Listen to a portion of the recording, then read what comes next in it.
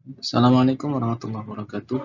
Baik, pada kesempatan kali ini saya ingin membuktikan serta sekaligus menurunkan rumus limit fungsi trigonometri, di mana kita ingin mencari tahu bahwa jika sebuah limit x menuju 0 daripada fungsi sin, tan, dan cos, maka akan menghasilkan atau akan mendekati ke suatu nilai, yaitu nilai berapa. Oke. Untuk menyimak videonya, silakan ikuti bersama-sama. Oke.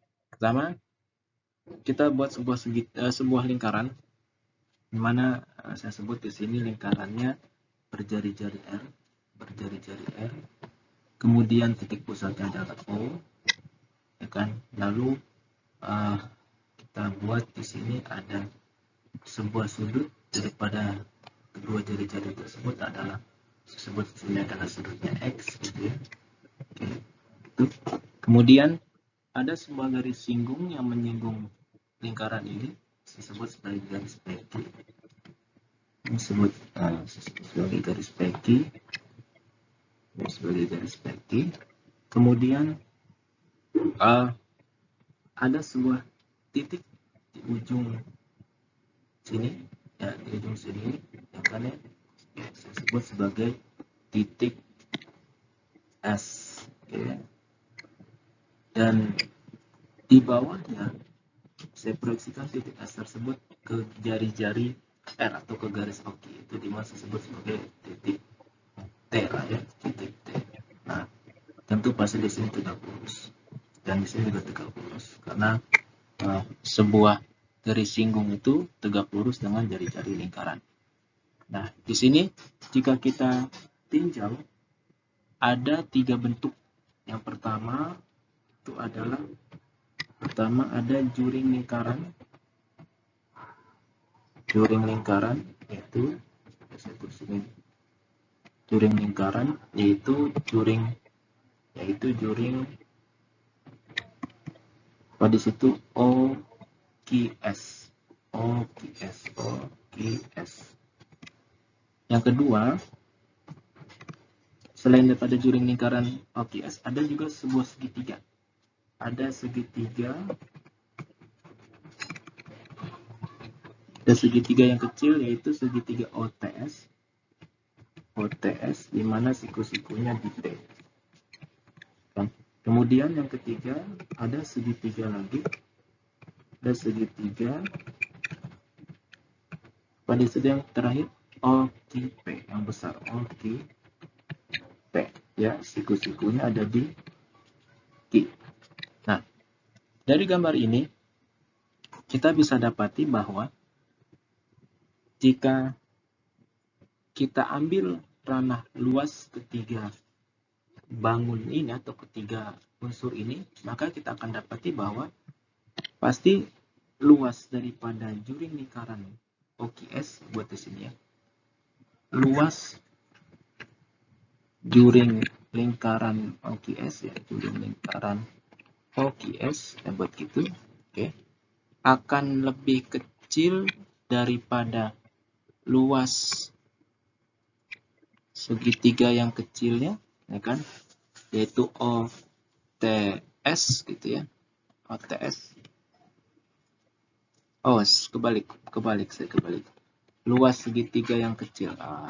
Maaf. Luas segitiga OTS, luas segitiga OTS akan lebih kecil daripada luas juring OQS, buatkan OQS, juring ya. Oke. Kemudian akan juga lebih kecil daripada luas segitiga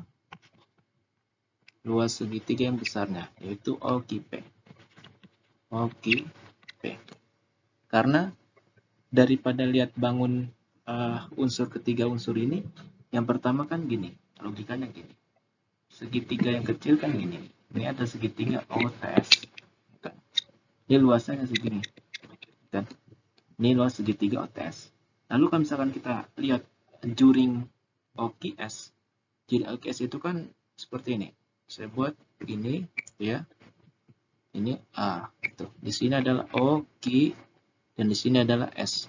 Nah, dia akan lebih lega bahan atau daerah dalamnya gitu kan ya, otomatis luasnya juga akan lebih besar ketimbang luas segitiga OTS.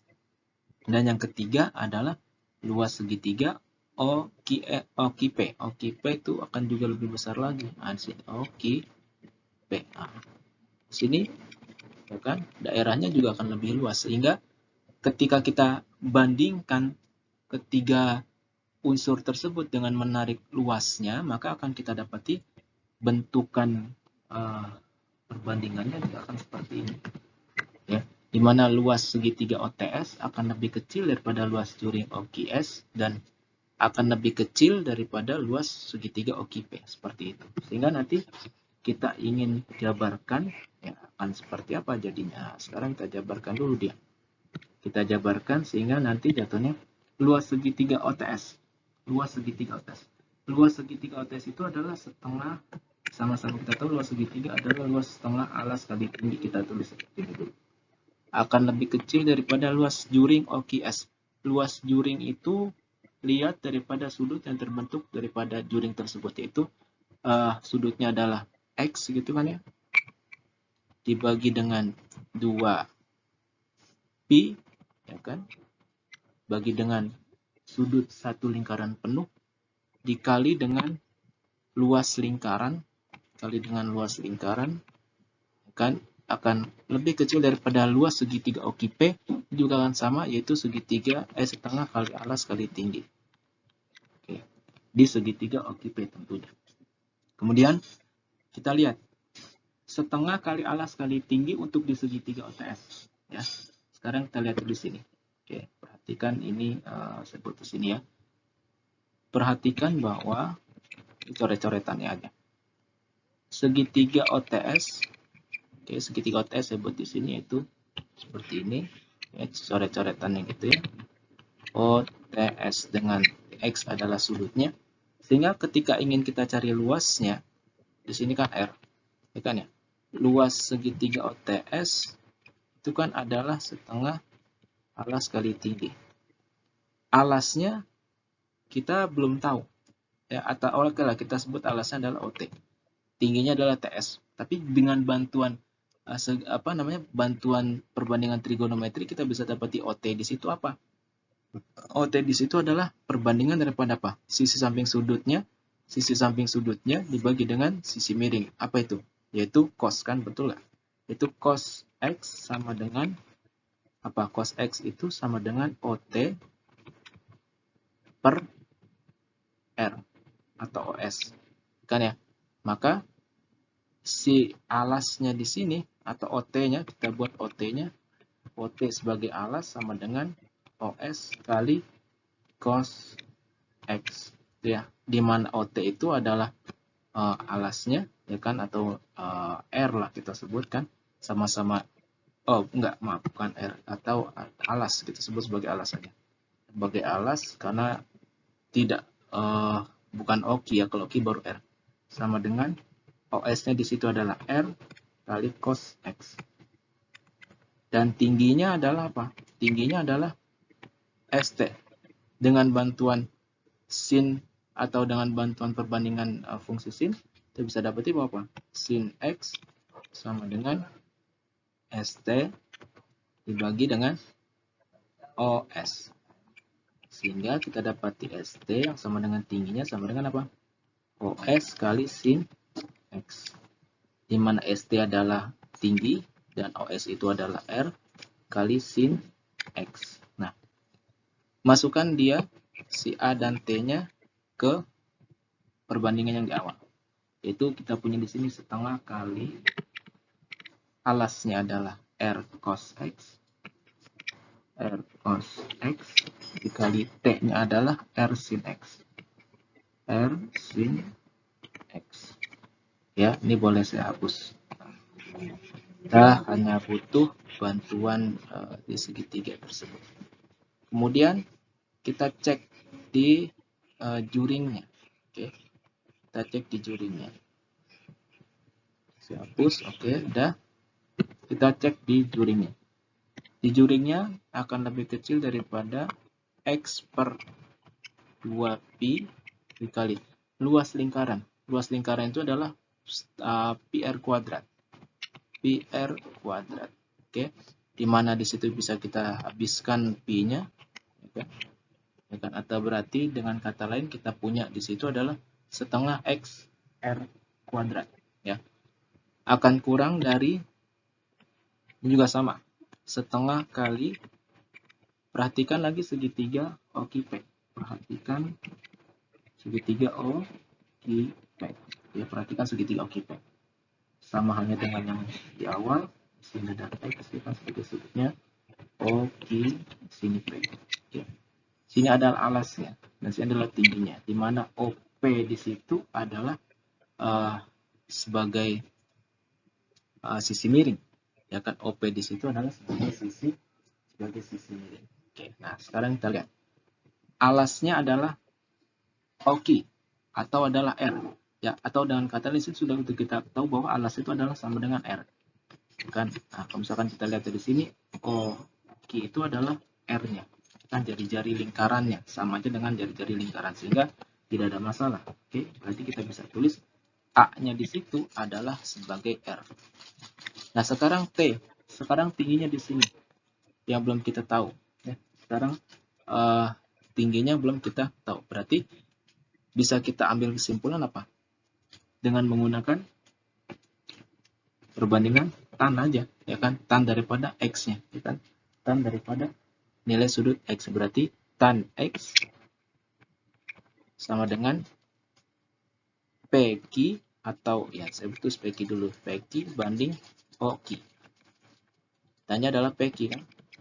PQ sama dengan OQ kali tan X. Kan tan X, dimana tan X ya, dimana OQ itu adalah R kali tan X, dan PQ itu adalah tingginya.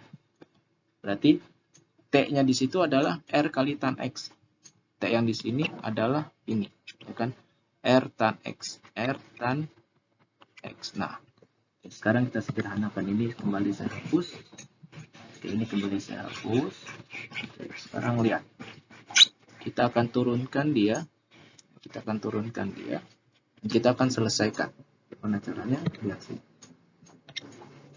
Setengah R kali cos X kali R kali sin X. Berarti ini saya buat menjadi setengah R kuadrat kali cos X sin X. Kurang dari setengah X kali R kuadrat. Kurang dari setengah R kuadrat tan X. Itu ya. Kalau kedua ruas ini saya bagi dengan setengah R kuadrat, ini saya bagi dengan setengah R kuadrat, ya, maka setengah R kuadratnya akan habis. Setengah R kuadratnya akan habis. Oke, nah, hanya menyisakan nilai cos X kali sin X di ruas kiri, kurang daripada X, ya kan, kurang dari tan X. Nah, tan X-nya ataupun kita sudah dapat dibentuk pertidaksamaan cos X kali sin X kurang dari X kurang dari tan X. Kita ingin dapati nilai X dibagi sin X, atau dengan kata lain kita ingin mendapati bentukan limit X menuju 0 ketika X per sin X, atau sin fungsi sin X dulu ya, fungsi sin X dulu gitu. Biar enak kita ambil sin X dulu, sehingga nanti kalau misalkan ini kita bagi dengan sin, ini kita bagi dengan sin lagi, ini kita bagi dengan sin lagi, saya bagi dengan sin X, kan ini saya bagi dengan sin X. Jadi di ruas kiri menyisakan cos X kurang dari X per sin X, ya, kurang dari 1 per cos X. Nah, gitu kan. Nah, karena sudah dapat seperti ini, ya kan, ketika kita sudah dapat seperti ini, dan kita ambil tarik limitnya, limit ke semua ruasnya, yaitu limit X menuju 0, yaitu limit X menuju 0 daripada cos X, itu kan ya, dan limit X menuju 0 daripada X per sin X kurang dari, ini kurang dari ya, kurang dari ini cos X.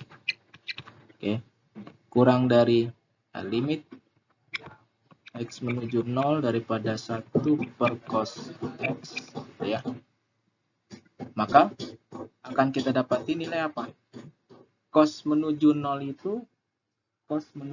itu adalah hasilnya mendekati 1. Ya, atau dengan keadaan cos 0 itu adalah 1. Sehingga nanti di sini kita dapatin sini adalah ini 1 kurang dari limit X menuju 0 daripada X per sin X, ya kan ya, kurang dari 1 per cos 0. Ya, karena tadi saya katakan bahwa, dan kita sama-sama tahu nilai cos 0 adalah 1, sehingga di sini juga cos kanan adalah hasilnya 1.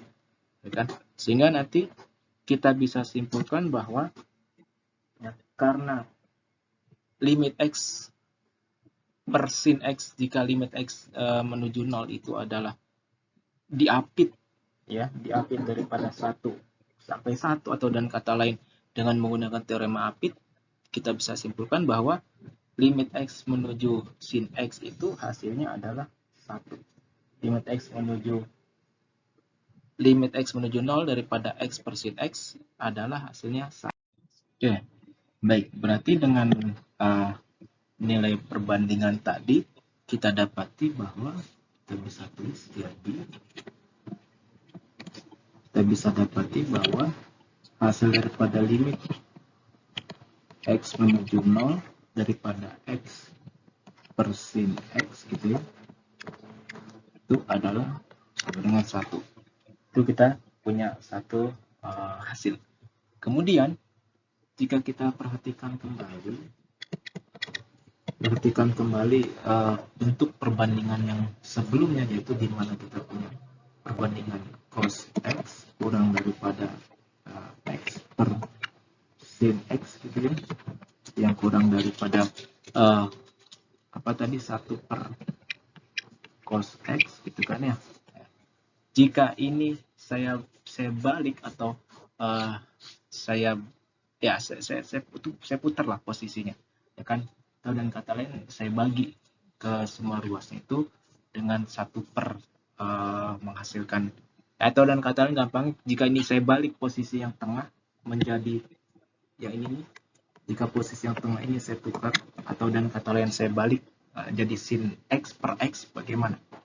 Jika ini saya buat menjadi sin X per X, maka tandanya pun akan berubah menjadi seperti ini.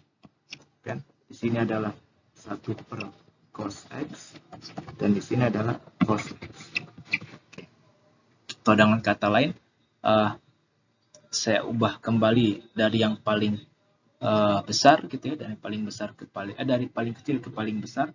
Kita punya nilai di sini adalah apa? Kita balik dia menjadi sama aja dia dengan dia, yaitu cos X akan tetap di sebelah kiri, kemudian lebih kecil daripada sin X per X akan kurang daripada 1 per cos X. Nah, kalau ini saya tarik limitnya lagi di ketiga ruas ini, akan menghasilkan nilai limit X menuju 0 daripada cos X dan kurang daripada limit X menuju 0 daripada sin X per X akan kurang daripada limit X menuju 0 daripada 1 per cos X. Nah, kita juga sama-sama tahu tadi udah dibahas di awal, yaitu ini adalah hasilnya 1 kurang daripada limit X menuju 0 daripada sin X per X yang kurang daripada 1. Dan lagi-lagi kita bisa dapati dan kita bisa simpulkan bahwa jadi nilai daripada limit X menuju 0 daripada sin X per X itu juga hasilnya sama dengan 1. Sehingga kita bisa simpulkan lebih umum lagi adalah bahwa nilai daripada limit X menuju 0 daripada X per sin X ini akan sama dengan nilai daripada limit X menuju 0 daripada sin X per X, itu sama dengan 1. Nah, dari simpulan ini kita bisa dapati bahwa jika X yang sebagai pembilang ya ketika dibandingkan dengan nilai sin X maka kita dapati hasilnya adalah 1, dan ketika sin X yang sebagai pembilang kita bandingkan dengan X yang sebagai penyebut maka hasilnya juga sama-sama 1. Artinya kedua bentuk ini bisa kita samakan atau bisa kita bilang hasilnya sama seperti itu. Oke, mungkin cukup dari saya seperti ini dulu. Jika ada yang ingin ditanyakan silakan nanti bisa didiskusikan dengan guru mata pelajarannya. Kurang lebihnya mohon maaf. Assalamualaikum warahmatullahi wabarakatuh.